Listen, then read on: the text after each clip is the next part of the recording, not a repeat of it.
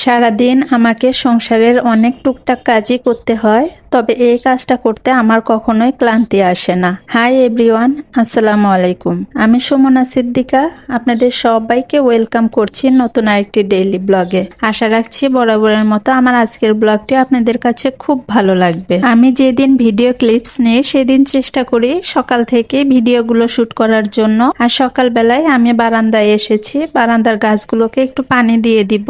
অনেক কাজের মধ্যে এই একটা কাজ করে আমি কখনোই ক্লান্ত হই না, কারণ এটা আমার অনেক বেশি ভালো লাগার জায়গা। গাছপালাতে নতুন পাতা গজাবে, সেই সাথে নতুন নতুন ফুল ফুটবে, এগুলো দেখতে বরাবরই আমার খুব ভালো লাগে।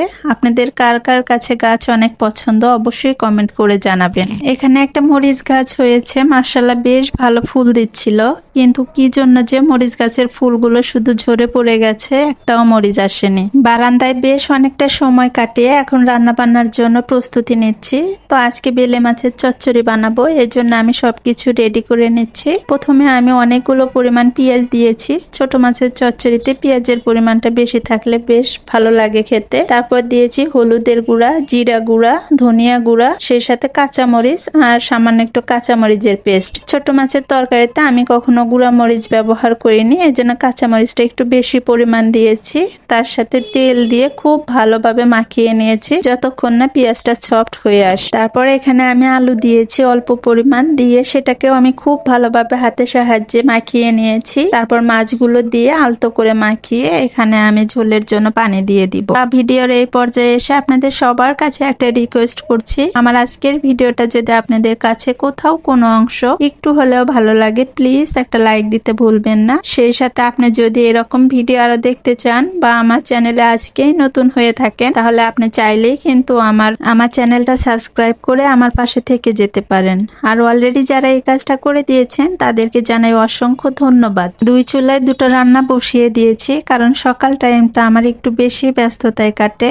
মেয়ের স্কুল, সেই সাথে ছেলেরও স্কুল থাকে। নির্দিষ্ট একটা টাইমের মধ্যে কিন্তু কাজকর্ম সব শেষ করতে হয়। দুজনের স্কুল যেহেতু দুই টাইমে, তার জন্য একটু ঝামেলাটা বেশি হয়। এই তো আমার বেলে মাছের চচ্চড়িটা কিন্তু অলমোস্ট হয়ে এসেছে, আর এখন ঢেঁড়স ভাজিটাও হয়ে আসছে আর কি। এটা হয়ে গেলে আমি মেয়েকে স্কুলে নিয়ে যাব, মেয়েকে রেখে ছেলেকে নিয়ে আসবো। তো এখানে মেয়ের জন্য আমি টিফিনটা রেডি করে দিচ্ছি, যেহেতু এটা 1টা বাজে টিফিন টাইম। ওই সময়টাতে কিন্তু আমরা দুপুরে ভাতই খেয়ে থাকি, তো সেই জন্য আমি চেষ্টা করি ভাতটাই দিতে। অনেক সময় আছে হালকা পাতলা নিয়ে যায়, তবে আমি চেষ্টা করি আর কি যে হালকা পাতলা না খেয়ে দুপুরের টাইমটাতে যেন ভারী খাবারটাই খায়। তো যাই হোক, শত রান্নাও যদি থাকে তার মধ্যে থেকে আমার মেয়ে ঢেঁড়স ভাজি বেছে নেবে, কারণ ওর এটা অনেক বেশি পছন্দ। তো টিফিন বাটিটা রেডি করে আমি এখন নিজেও রেডি হয়ে নিব। আজকের ভিডিওটা এতটুকুই রাখছি, দেখা হবে পরবর্তীতে নতুন কোনো ভিডিওর সাথে। সেই পর্যন্ত আপনারা সবাই ভালো থাকবেন, সুস্থ থাকবেন, সবাই সবার জন্য দোয়া রাখবেন। আল্লাহ হাফেজ,